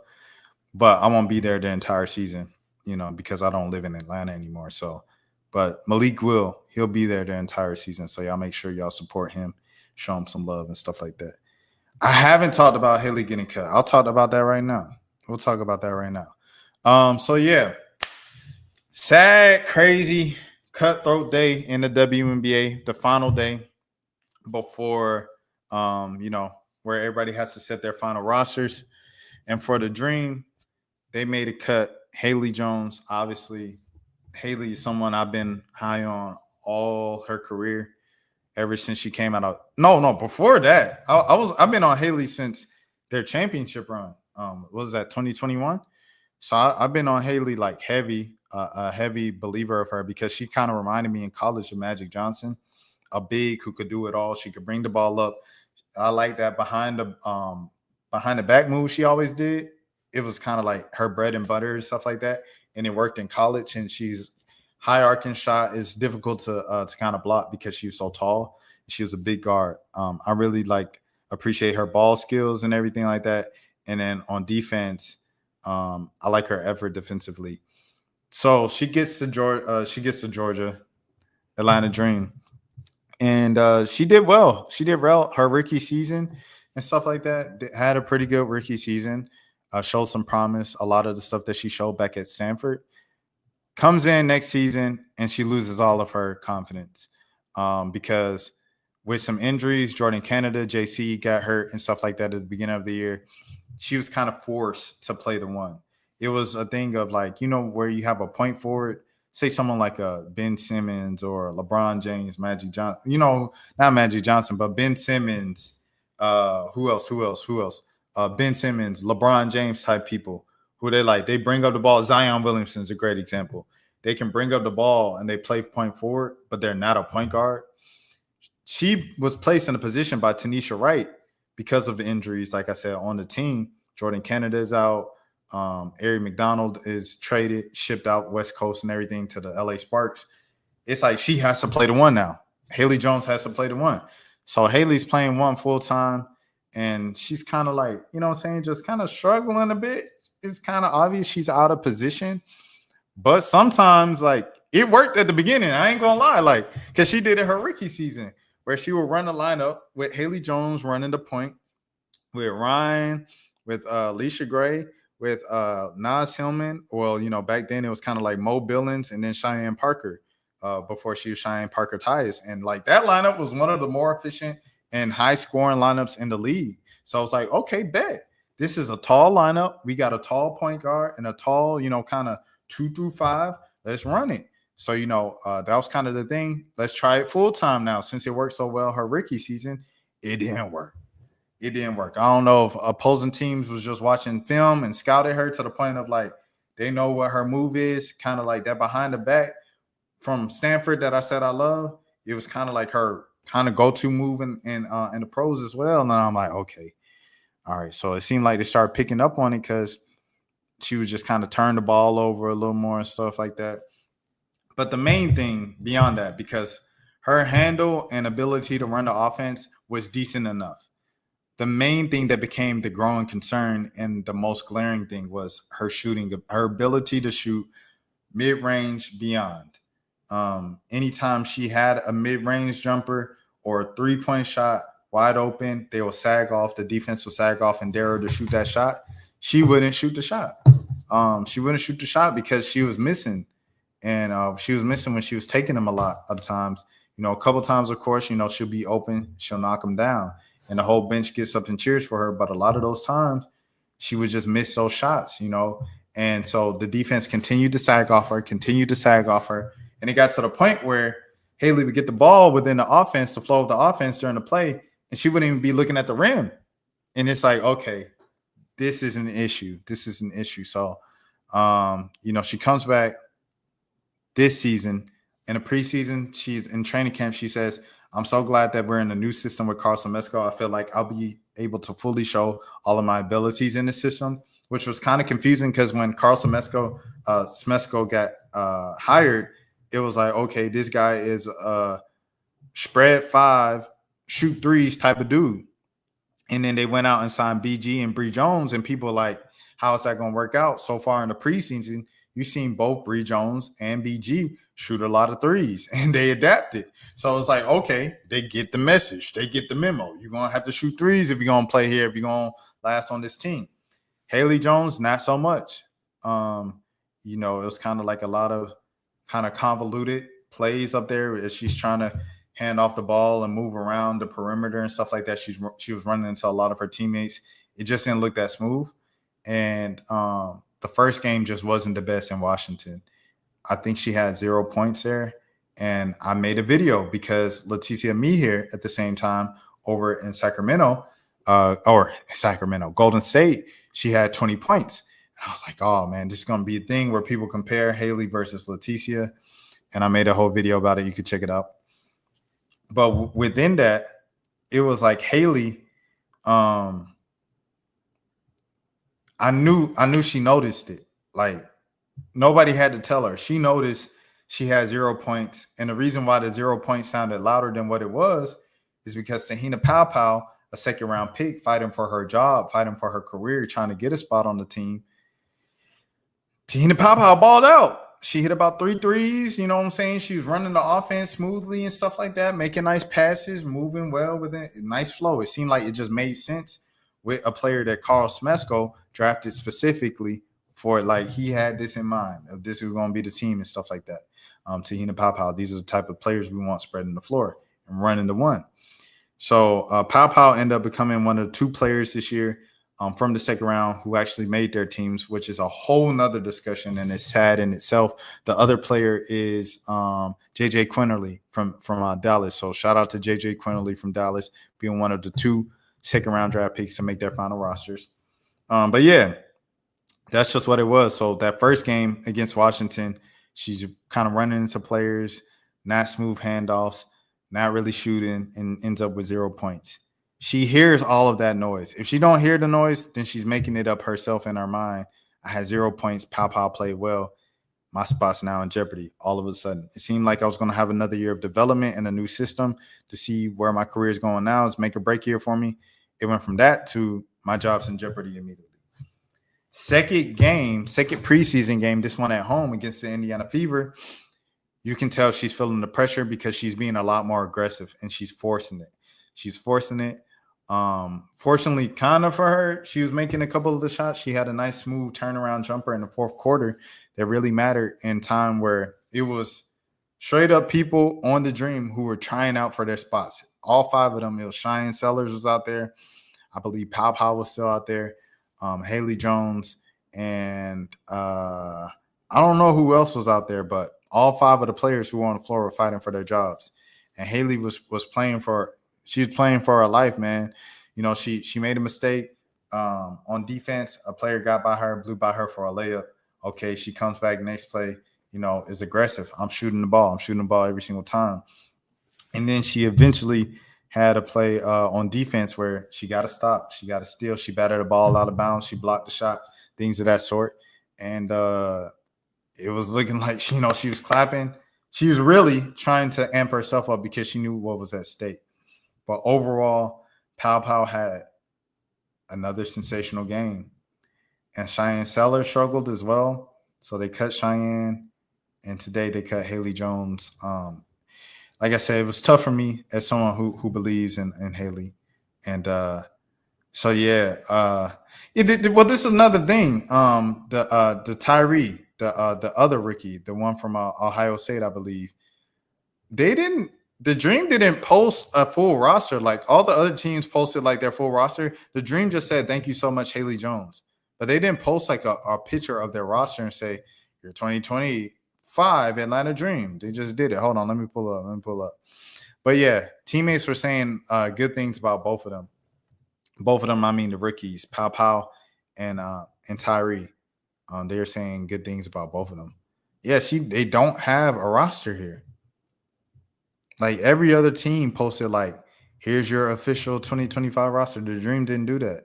Let me see if it's even in my email. Nah, I don't see your email. You know what I'm saying? So let me see. Hold on. Nah, I did get an email today from the Dream, but it was about a campaign they launched, Our City, Our Dream. Y'all make sure y'all check that campaign out. Yeah, I don't see anything else from the Dream today. Yeah, so the Dream haven't sent us an official roster. Is it on trade in Nia? She's taking up a lot of cap space. Would I trade Nia? I mean, but who, like, do they need to draft someone right now? Is the thing, you know what I'm saying? Like, do you need to draft someone? Hold on, let me think. What am I looking up? Dream PR. Dream PR. Let me see. Atlanta Dream PR. Let me see. Atlanta Dream PR. If you need cap space and that needs to be something like kind of worth discussing, I think that's a whole nother thing. Dream PR hasn't posted a roster either. That's it. Yeah, they only announced cutting Haley Jones. Let me go to the official Dream website and see if they have a roster. But I thought today was the deadline to announce your rosters. That's why all the other teams were announcing their rosters. But Nia Coffee, let me see the roster. Okay, so you got Nas Hillman, Pow Pow. Wait, hold on. Let me count first of all. 1, 2, 3, 4, 5, 6, 7, 8, 9, 10, 11. Did I count that right? 1, 2, 3, 4, 5, 6, 7, 8, 9, 10, 11. Oh. Could they have kept Haley, or it had to be a cap space thing? Tomorrow, today is the deadline. Okay, all right. Yeah, they got 11 players on here. I wonder why. So Maya made the team. Shout out to Maya Caldwell. She's Shatori Walker Kimbrough. I understand that she's the vet, but in preseason, I'm not gonna lie, like she didn't look like she was just like head and shoulders above Haley. And I feel like for continuity's sake, but hey, you just gotta respect their wishes, man. Respect their wishes. Nia Coffee though, like she the glue player, and I know we do this all the time. Me and Today's a New Day. We do this all the time with Mo Billings and Nia Coffee. I feel like Nia Coffee is a great glue player who does all the little things. And a couple of years ago, she was a blocking machine. Last year, she was quiet. We ain't hear nothing from Nia Coffee all season, for real, on the court. And she don't speak off the court. So figuratively and literally quiet season for Nia Coffee. But I still think about a couple of years ago what she meant to that team and her being a glue player. It's like when Nia was healthy and she was in the team and she was in the lineup, it looked like a whole different team versus when she was hurt and she was out of the lineup. They looked discombobulated, everything like that. Today's a New Day saying she's not a 150K player. Hey, that was kind of like the same thing I was looking at. It was certain players that was on the team. I was like, they the highest paid player on the Dream in past seasons. But yeah, she said Haley probably would have been kept if they didn't overpay Nia. Let me go to the salary cap. Salary. Let's go to the salary sheet here.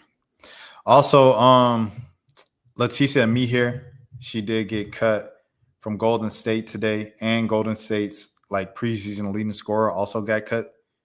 I thought that was both crazy. They said they got this the overseas player from like Spain who had like 24 points and all that overseas, and they were like, y'all don't do y'all research.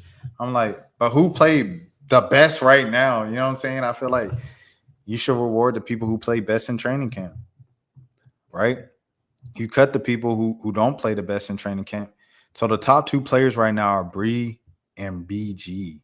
They both getting over 200,000. Jordan Canada's getting 190. Okay, that's high, but she is a vet and she was a borderline all-star. Alicia Gray is an all-star, and she definitely deserves. Leash probably deserves 200. I'm not gonna lie to you. Nia Coffee getting 150 when Ryan Howard's still on her rookie contract. They stretching out that rookie contract. It felt like Ryan Howard done been here about 4 or 5 seasons at this point. Nas Hillman still on a rookie contract, 80,000 being a second-round pick. Now they got to sign Pow at least 69. They got to sign Taylor at least 66. And they got to sign Maya at 66. So, yeah, Nia. But what's the vet minimum? Is the vet minimum 150? Because Shatori's also getting 150. You know how I feel. Ryan's only 200. I think Leash is 200. Leash is worth 200 to me, in my opinion. Like I know Ryan's your gal, everything like that. But is 150 like the vet minimum? It has to be, right? Because if Shatori Walker Kimbrough is getting 150, bro, like I feel like okay. So we agree on that. All due respect to Shatori. You know, maybe you proved me wrong this season, everything like that. But what I saw in the preseason and training camp, I'm like, bro, like, that's kind of crazy, dog. That's kind of crazy, man. I know you're getting adjusted to a new team, new system, but you are a vet at the end of the day. Like, you're supposed to be better than these. You 29, you know what I'm saying? Like, you're supposed to be there. already. So I don't know. I feel like Nia's 150 is kind of a little more justified than Shatori, because I seen what Nia can do for the team. She does like all the small things. Like it's lower than that. I thought it has to be 150. 150 has to be lower than 150. I was just saying because Shatori is getting 150, so I was like, okay, maybe that's a vet minimum. But yeah. 150 is kind of crazy. I'm not gonna lie to you. But next year you got to make a decision now, because it's like BG. I think she just signed for a year. Bree Jones is obviously older too, and then Jordan. I'm not gonna lie, with the amount of players that be getting cut for real, and especially the amount of guards, I might even look at like, this is just me talking. This is not no expert opinion. It's just me just talking about the dream, just shooting stuff. I'm looking at the point guard market if I'm Atlanta, bro, because JC's, everybody knows the best ability is availability. And for the past 2 seasons, she just hasn't been available. Now, prayers up to Jordan on JC. I hope you wish well recovery, all those good things. And you're back by the end of May. You know what I'm saying? If you're not back by the end of May, you're back by the second week of June. And you don't miss too much time in the season.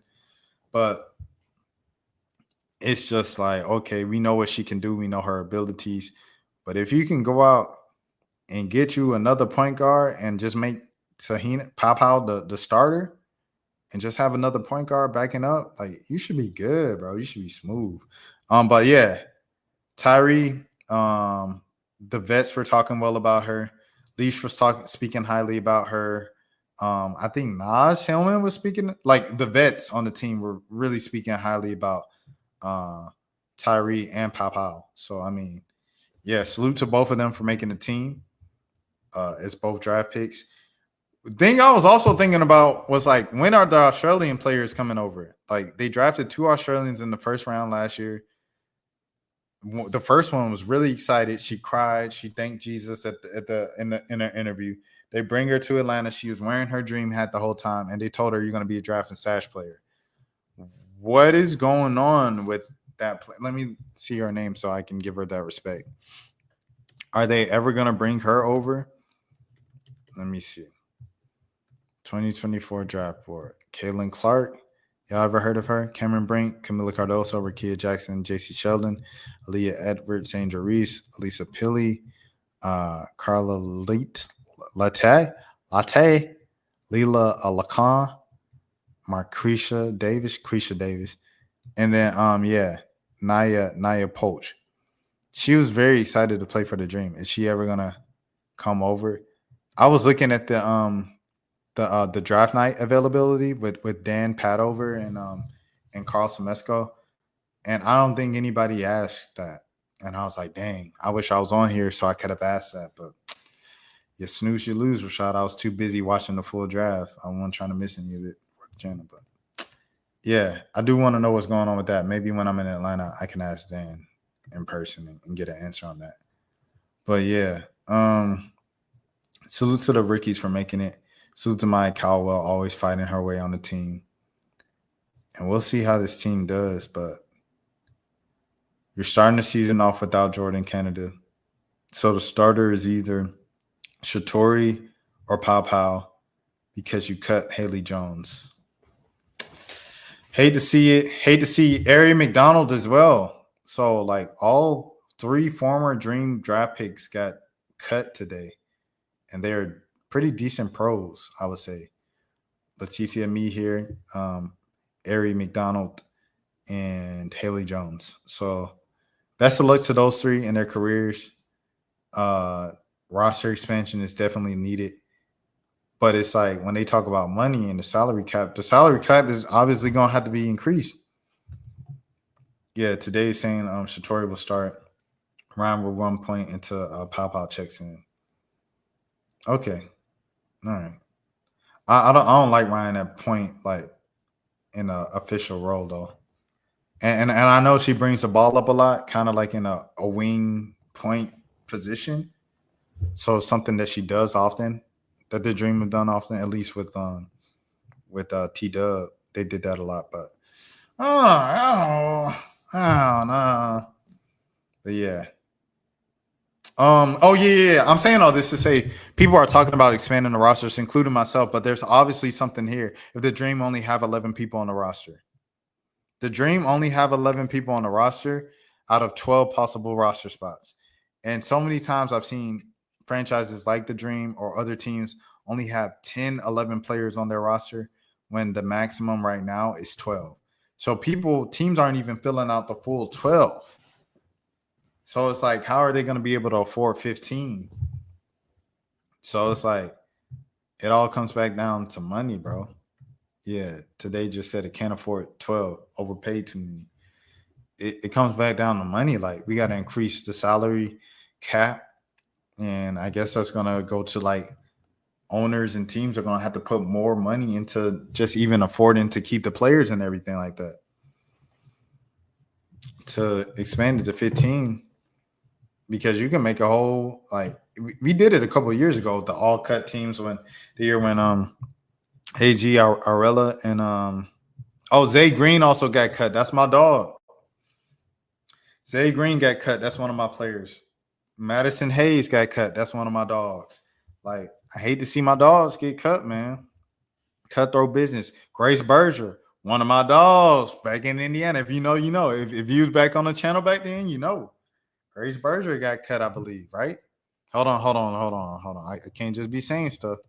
I can't just be saying stuff now. Yeah. Grace Berger was cut by Minnesota today. Yeah, my dogs, man. My dogs were cut. So I love to see him in the league and stuff like that with the roster expansions and people talking about the league expansion. But I'm like, expand the rosters, but you're gonna have to put money into it. You're gonna have to raise the salary cap. This season is so pivotal, bro. Like, and we're already seeing how important it is already in the preseason. But KP said it in her presser too. You can look that out on my channel. It was a couple days ago. KP, Kelsey Plum, and De'Erica Hamby and the Los Angeles Sparks. They were talking about how important this season was for negotiating the new CBA going into next season. They're going to have to negotiate it so the players, the teams can afford more so they can expand the roster spots to 15. It's a discussion. So team owners going to have to either bring in more investors to join their ownership groups, or they're going to have to sell their teams to richer people. Shout out to Toronto, by the way, to the Toronto Tempo for hiring Lily Singh, one of the OG YouTubers, one of the OGs, one of the GOATs in this game for sure, digital content. Big move for her. And to team up with Serena Williams and the ownership group over there in Toronto in the 6. Who else we got? I think that's it for real that I wanted to shout out in the ownership group. But yeah, that's how I feel about the cuts. And I did that for today because, of course, we coming up on the season and people want to know the Dream news. So, yeah. But, yeah, how I feel about the Whim Wham thing, I know I'm switching all the way back to where I was. But the Whim Wham thing is something that I've seen before in music, and it's just like a part of it. It's just a part of, like, stuff gets grimy, bro. Like, because people have a competitive spirit. Like, at the end of the day, when you have a chance to change your life, you get competitive. Like, I want this look. Like, a Lotto verse is life-changing. Ask Anicia. Anicia got that Lotto verse. Her life went from where she was buzzing on the internet and, like, buzzing around the city of Atlanta to, like, the country. Everybody know that. Back outside. She performed that song at the Dream Game last year at halftime. And that all goes back to, like, the power of a Lotto feature. So, these kids get hungry, bro, and the game gets grimy. People who you think might be your friends or whatever, they might switch up on you when it comes down to it. And sometimes you can't blame them because it's like they're hungry, but other times you like, dang, if you was moving and kind of like with the morale code, some type of code, like we probably could have both stayed together and took this thing further as far as it goes. At the end of the day, this record, Whim Whammie, went viral because of both of them. The Lululemon was viral, but also I'm talking about, and it was also viral. So I think you have to respect it as such. Y'all stronger together than apart. Every single time that shows. Every single time that shows in music and whatever you got going. So that's what I feel about that. That's how I feel about that. And then we got the last single tonight, the Diddy stuff. I didn't think I'd be streaming for 2 hours tonight, but we're gonna let it fly. It's a school night. It's not even Thursday. At least on Thursdays, you can be like, oh, I can sleep on Friday. No, I got normal day of work tomorrow, but let's get into it, man. In the courtroom where this trial is taking place, and I was sitting right behind Cassie Ventura's husband, and I watched him as he sort of glared at Sean Combs at times, at the family, especially during the period of time where the prosecution showed photos of 13 men, different races, predominantly Black men. These are all men that Cassie was able to identify in terms of names sometimes and where these freak-offs, these alleged freak-offs took place from cities like LA, Miami, New York, Las Vegas, etc. I can only imagine. You didn't say Atlanta. How painful it must be to sit there and listen to that testimony regarding your wife and the number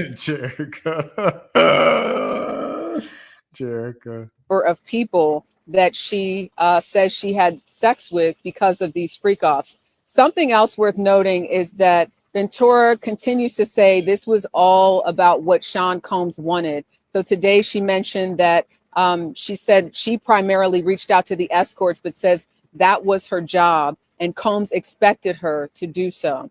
We'll, of course, have more with the testimony that's still happening right now inside federal court. Crazy for sure. What is this? Let me see. I'm going to do some quick takeaways really, really fast from this afternoon. I'm in an Uber. Cassie finished her direct examination and there were some bombshells. You can find my full video on YouTube, but really quick here, some really big things today that we learned. We learned about Kid Cudi, their relationship, and what Diddy allegedly said to Kid Cudi when Kid Cudi asked him himself, what about my vehicle? Diddy said, what about your vehicle? And when he first found... Oh, man. If this is true, this dude a real supervillain, bro. He was moving like a real supervillain, like Superfly. What's the dude that used to have the Pootie Tang? He was moving like all them put together. Found out about Cassie and Kid Cudi. Cassie alleged that he lunged at her with a wine opener. And then after they got into it, a few days later, he kicked her in the back and she had a huge bruise that we saw. Her mom actually took these pictures when Cassie went home for Christmas in Connecticut. And then she ended up breaking off things with Kid Cudi after Diddy had threatened them. And we saw an email actually that Cassie wrote her. Right, so when Kid Cudi was dealing, so they was like dating consistently. And so was she with Puff at the time?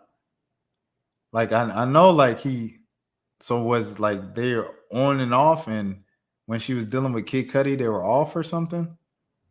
Her mother, and the subject line was threats. And she told her mother, I'm thinking, to get it out there just in case anything happened. She said that Diddy was threatening to hurt her and Scott, who's Kid Cudi, but he wouldn't do it by his own hands. He would have someone else do it when he was out of the country. Rico. And then she said that he threatened to release videos of her, sex tape videos, which we know as FOs. But it was crazy. Cassie also alleged that he raped her in 2018 after they went to a dinner, a closure dinner. And she said that he dropped her off at home. He followed her inside and he raped her on the floor of her living room.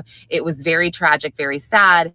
But then the prosecutor asked her, well, did you see him again after that? And were you with him physically after that?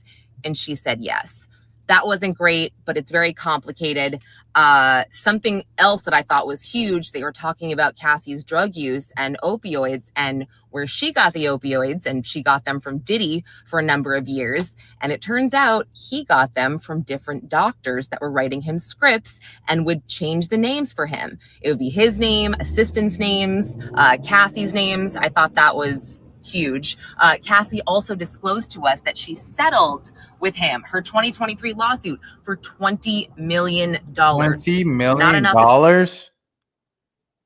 You ask me, because what she went through, oh my goodness. And then we heard about more beatings where security guards like D-Rock would walk in, see her. Man, I'm not gonna lie to you, bro. If I paid $20 million and I still had to go to prison because your testimony is, man, come on.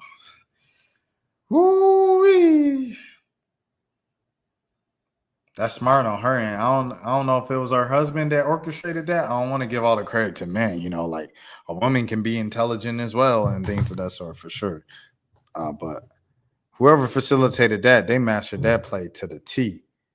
If this man Diddy about to do some prison time, some serious prison time, he facing life.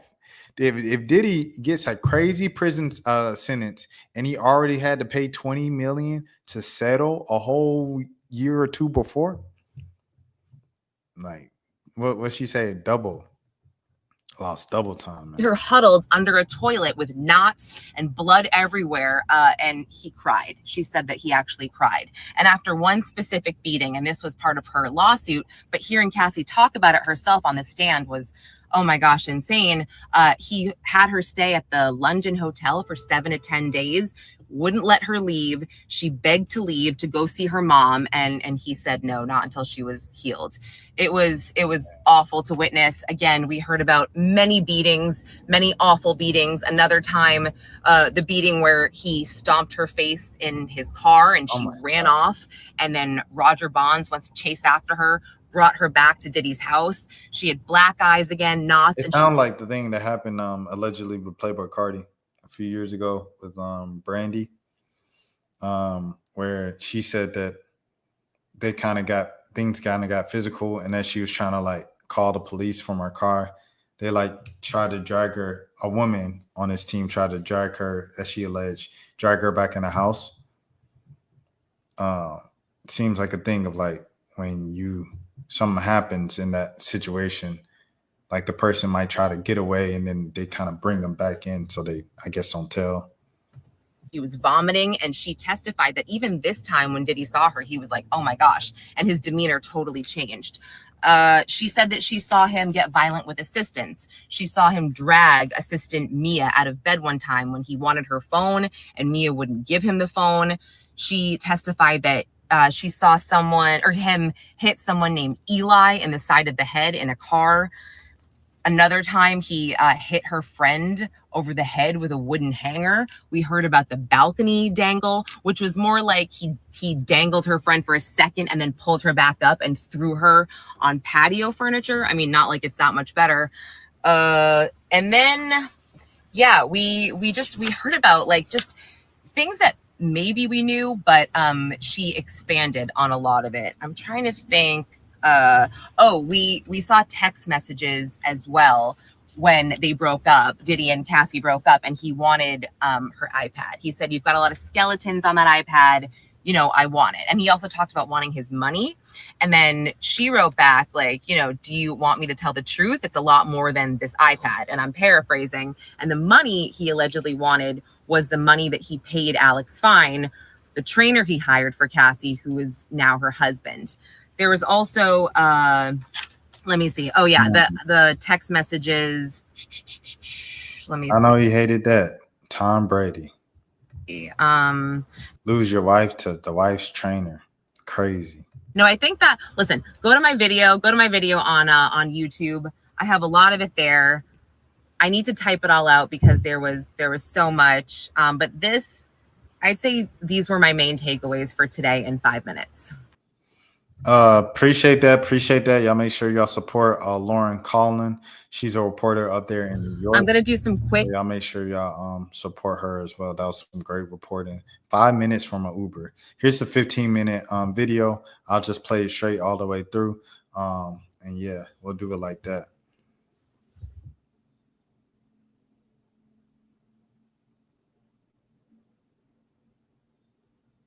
YouTube probably yellow marked this one. So if anything, I might do like the first couple reports and then this as a whole nother video. Oh yeah, YouTube definitely getting me out of here for this one. Okay. All right. Yeah. Yeah. That's okay. I might end it right there. Let me see if okay, so he was leaving. Here's the hotel security people. They're talking to him now. And they get both sides of the story. And okay. Wow. I think he's cooked. What did Drewski say? Good news, the payment went through. Bad news, they gave you life. I think he's cooked, bro. At least for something. Like I guess the thing that they're gonna have to prove, the you know what I'm saying, the business of it. But I mean, they done brought the people in from Craigslist allegedly. I don't know, man. And them folks tell them stories in detail, and all their stories sound the same about how they got contacted, who contacted them, why she contacted them, and she says why she contacted them. And you got this on camera, bro.